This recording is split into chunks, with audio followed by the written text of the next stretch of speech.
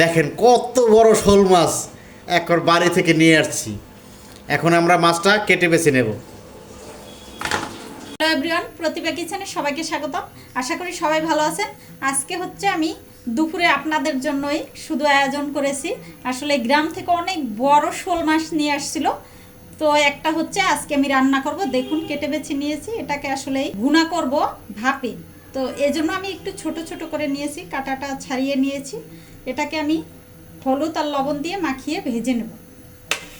দেখুন বন্ধুরা, fry pan আমি চুলাতে আগেই বসিয়েছিলাম। ফ্রাই প্যান গরম হয়ে গেছে, দিয়ে দেব সরিষার তেল। তেল গরম হয়ে গেছে, আমি মাছগুলো দিয়ে দেব।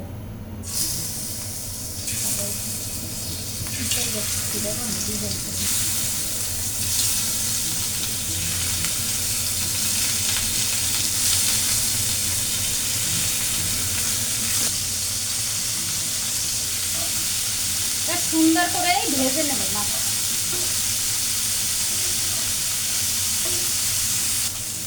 দেখুন বন্ধুরা, মাছ ভাজা খুব সুন্দর হয়েছে, নামিয়ে নেব। দেখুন বন্ধুরা, আমার শোল মাছ ভাপি করার জন্য কড়াই গরম হয়ে গেছে, দিয়ে দেব সরিষার তেল,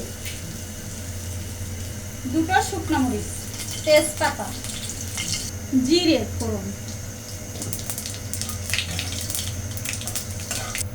ধনে বাটা হাফ চামচের বেশি, আদা বাটা হাফ চামচ, জিরে গুঁড়ো 1 চামচ। মশলাটা একটু কষিয়ে নেব নারকেলের দুধ দিয়ে।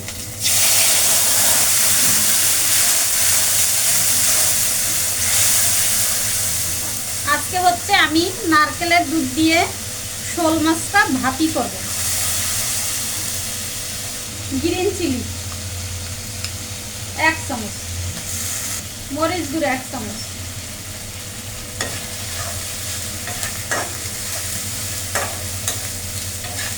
হলুদ হাফ চামচ পরিমাণ।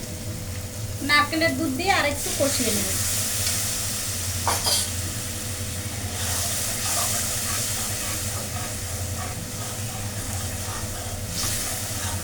আগে হচ্ছে মাছটা দিয়ে দেব।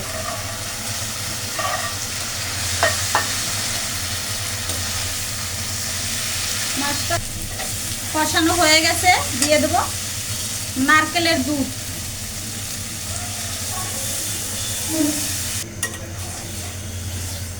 এটাকে আমি সম্পূর্ণ ঢেকে ভাপে রান্না করব। দেখুন বন্ধুরা, আমি একেবারে সম্পূর্ণ ভাপে ভাপিয়েছি। দেখুন সুন্দরই হয়েছে। আর এটা হচ্ছে গরম মশলা, দারচিনি, এলাচ আর জিরে, এটাকে হচ্ছে আমি সরষের তেলে ভেজে বেটে দিয়েছি। সবটা একভাবে রান্না করলে আসলে মজা হবে না।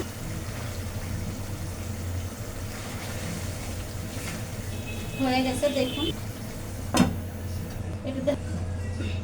একটু ধনেপাতা কুচি দিয়ে নামিয়ে দেব। হাই ভিউয়ার্স, প্রতিভা কিচেনের পক্ষ থেকে আপনাদের স্বাগতম।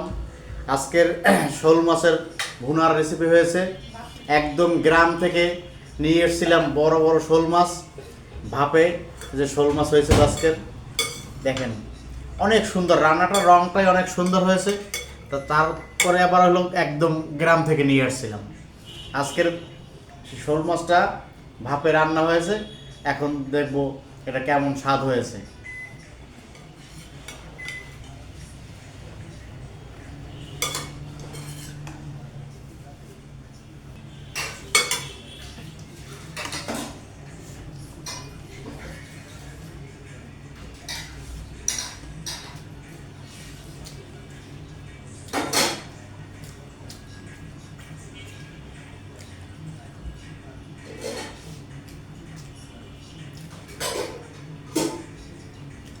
এক কথা অসাধারণ রান্না হয়েছে।